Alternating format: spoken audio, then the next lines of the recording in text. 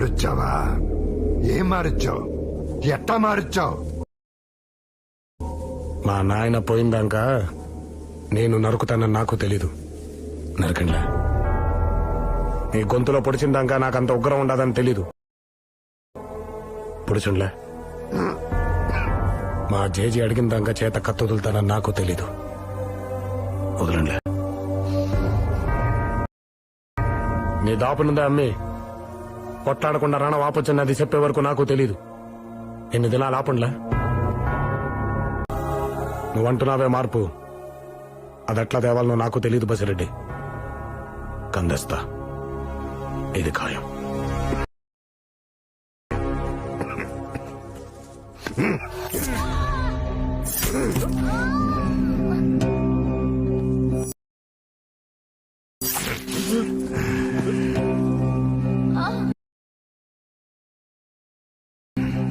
కొమ్మత్తి government ఆసుపత్రి ఎదురుకి 2 మైళ్ళు 2 ప్యానాలు మమ్మల్ని చంపి తీసుకుపో.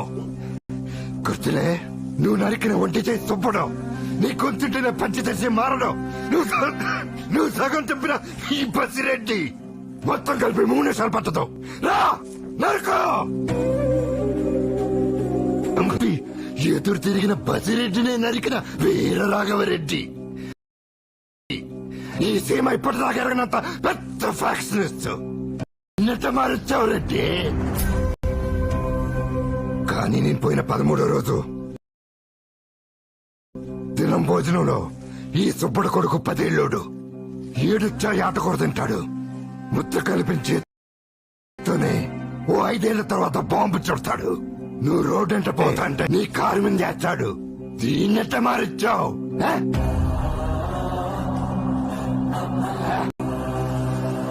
5 రూపాయల ఫ్యాక్షన్.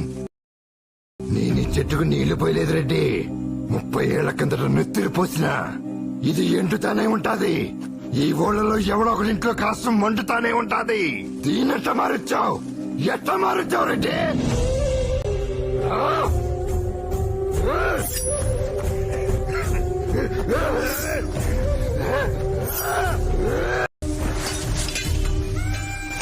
రాఘవ, పోయినసారిలా కాదు, ఈసారి నువ్వు పక్కనే ఉన్నావు, నేనిక్కడే ఉన్నాను. అయినా నువ్వు కాపాడాలనుకోవట్లేదు. నీ గురించి జరిగిందంతా తెలుసుకున్నాను. కానీ జరగాల్సింది మాత్రం నువ్వే రాయాలి రాఘవ. ఏదైనా కొత్తగా రాయి.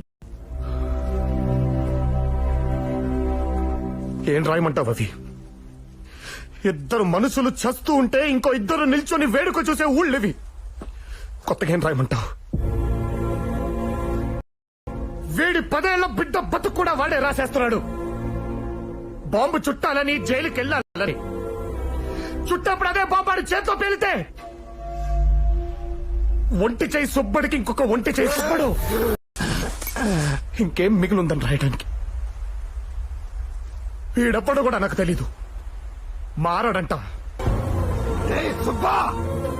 30 ఏళ్ళ బిడ్డలకి సాకిన బసిరెడ్డి, ఎట్టా మారుస్తానంటివే? ఎట్టాగే నువ్వు మాట్లాడి మారటాన్ని నేను బాలెడ్డిని కాను. కన్నీళ్లు పెడితే కరగడానికి సుబ్బన్ని కాను. రక్తం రుచి మరిగిన బసిరెడ్డి మార్పెట్టా చచ్చావు.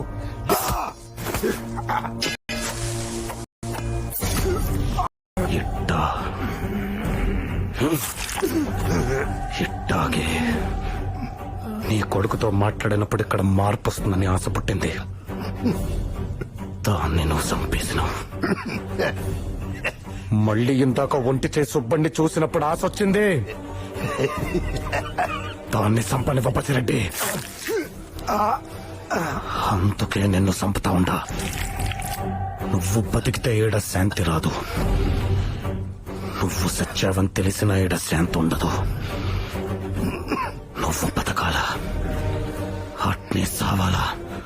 అందుకే నువ్వు సచ్చింది కూడా ఎవ్వడికే చెప్పా.